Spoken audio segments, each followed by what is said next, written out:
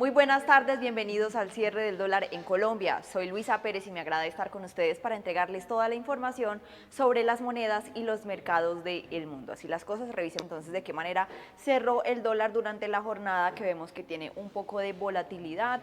Inició la jornada en una apertura de 3.864 pesos, fue bajando de manera progresiva. Hoy se ubica en un valor de 3.852 pesos. Como lo mencioné anteriormente, la apertura fue de 3.865, alcanzó un mínimo de 3.842 y un máximo de 3.871. La TRM se ubica en 3.870 y tuvo un promedio de 3.860 y se negociaron alrededor de 1.200 acciones durante la jornada.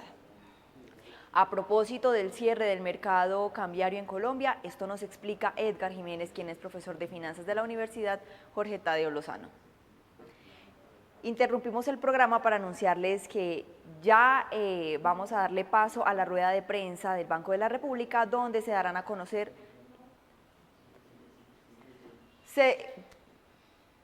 Retomo de nuevo, se espera que la reciente elegida presidenta de Japón, Sanae Takaichi, implemente políticas fiscales más expansivas para impulsar el crecimiento económico. El yen subió un 0,09% frente al dólar y se encamina a su peor mes desde julio, con una apreciación del dólar de 4,1% frente a la divisa de este mes. El índice del dólar se encamina a una ganancia mensual de 2%, su mejor resultado desde julio. El dólar se ha visto impulsado por un mayor optimismo sobre las perspectivas económicas, incluso ante el debilitamiento del mercado laboral, mientras que los responsables de la política monetaria de la Reserva Federal siguen preocupados por la inflación.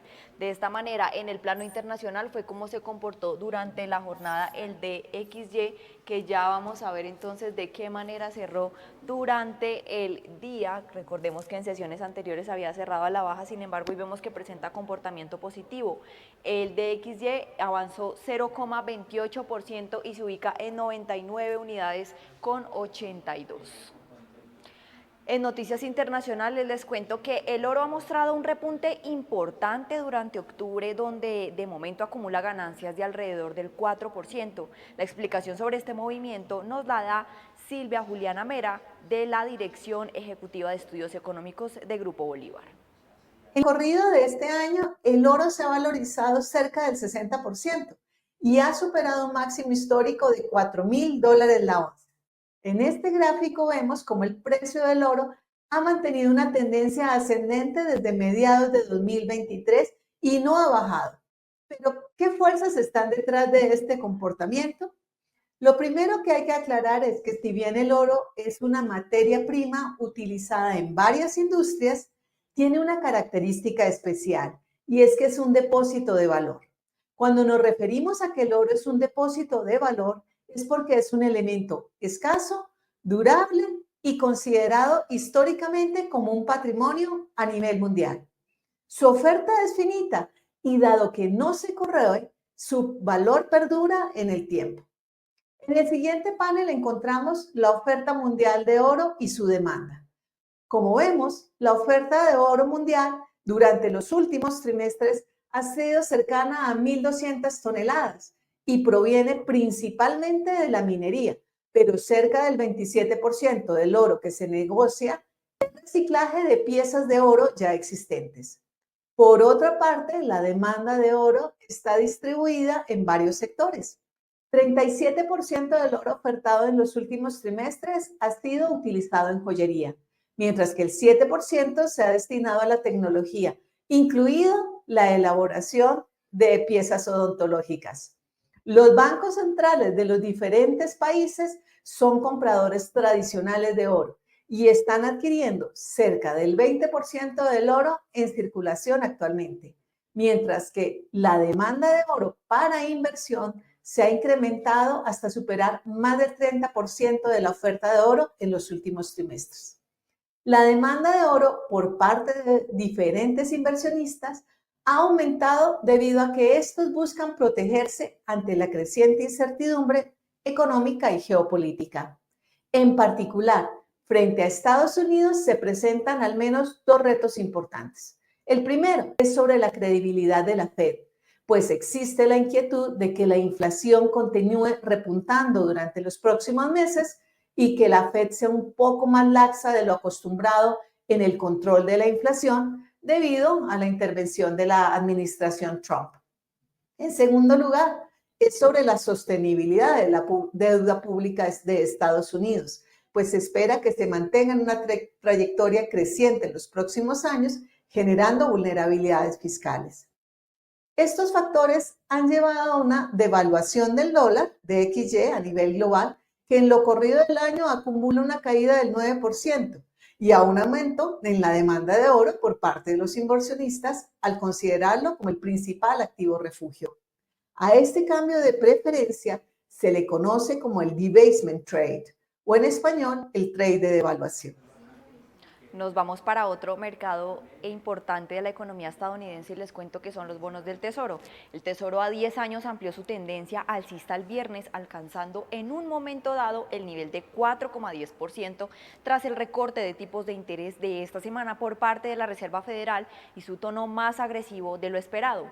El movimiento en el rendimiento a 10 años marca un cambio importante con respecto a los días previos a la decisión de la Reserva Federal, cuando el rendimiento a 10 años se había situado firmemente por debajo del umbral del 4%.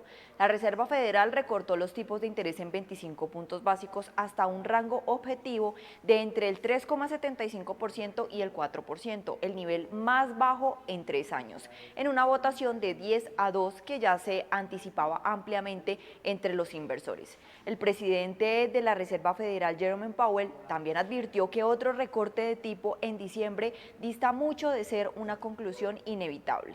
Es probable que la atención se centre en los últimos datos del índice de gerentes de compras de Chicago, que se publicará más tarde. El cierre del gobierno, que ya dura 4 semanas, significa que el Banco Central estadounidense todavía está lidiando con un apagón de datos, lo que dificulta las previsiones económicas. También están previstos para más tarde los discursos de Beth Hamack, presidenta de la Reserva Federal de Cleveland, de Lorien Logan, presidenta de la Reserva Federal de Dallas, y Rafael Bostic, presidente de la Reserva Federal de Atlanta.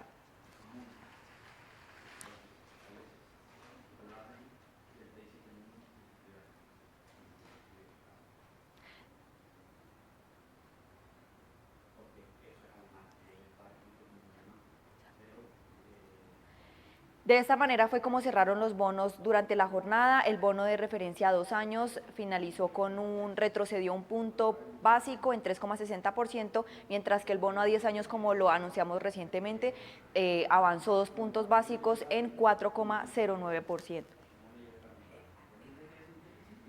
Ahora sí, vamos entonces con la apreciación que nos da Edgar Jiménez sobre el comportamiento de la divisa durante la sesión.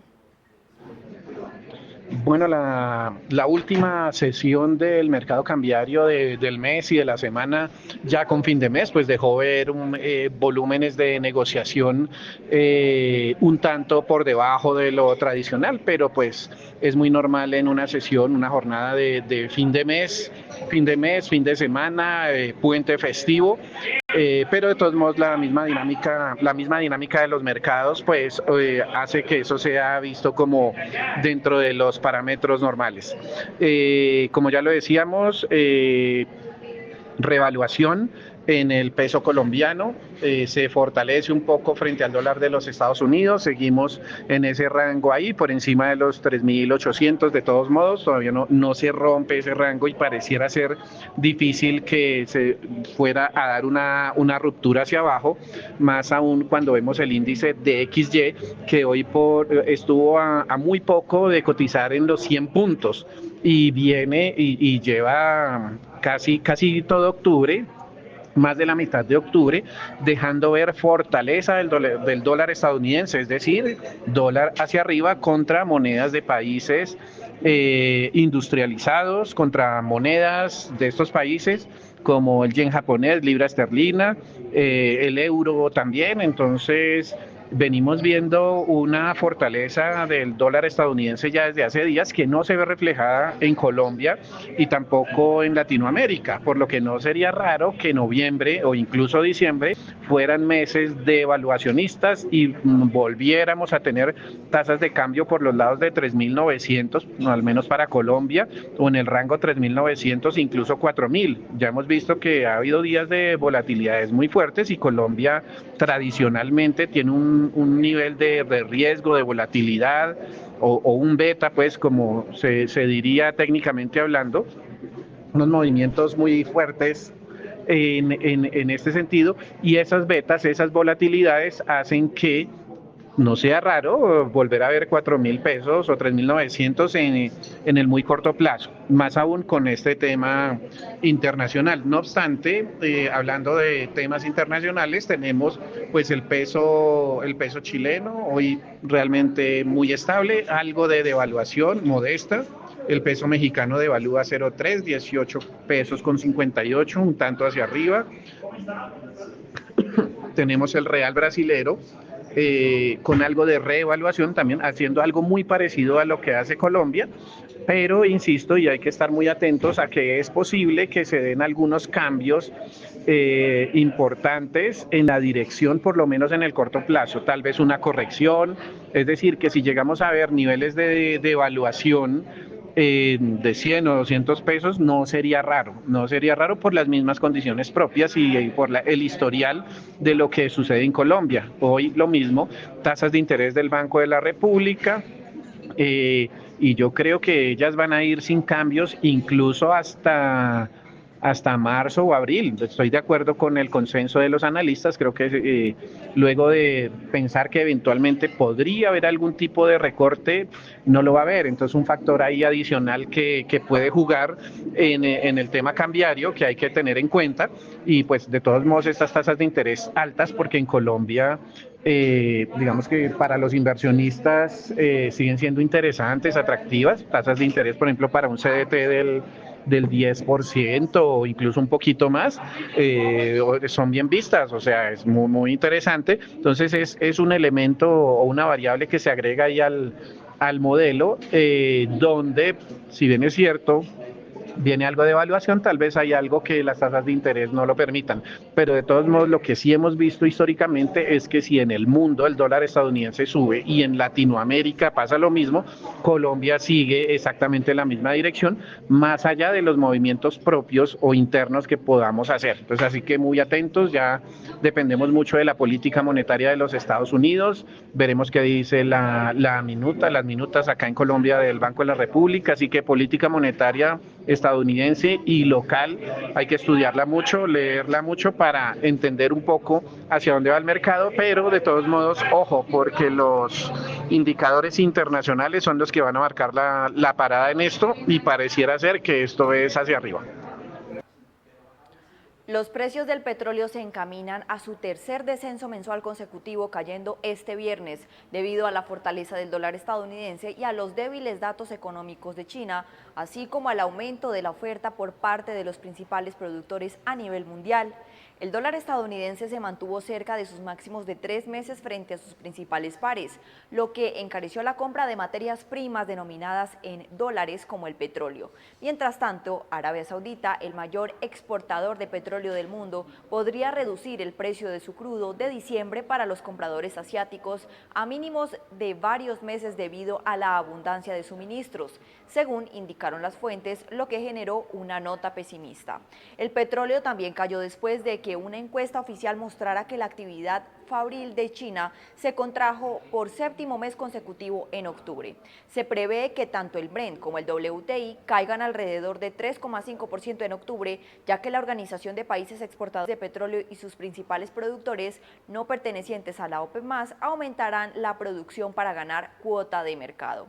Un mayor suministro también amortiguará el impacto de las sanciones occidentales que interrumpen las exportaciones de petróleo ruso a sus principales compradores, China e India. La OPEP+ se inclina por un modesto aumento de la producción en diciembre, según indicaron fuentes familiarizadas con las conversaciones antes de la reunión del grupo el domingo.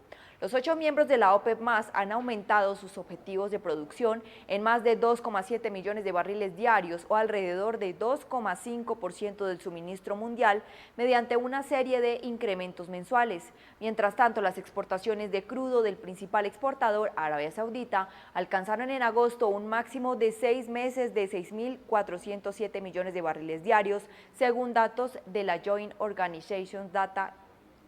Un informe de la Administración de Información Energética de Estados Unidos también mostró una producción récord de 13,6 millones de barriles diarios la semana pasada. El presidente estadounidense Donald Trump afirmó el jueves que China ha accedido a iniciar el proceso de compra de energía estadounidense y añadió que podría producirse una transacción a gran escala que incluya la compra de petróleo y gas de Alaska.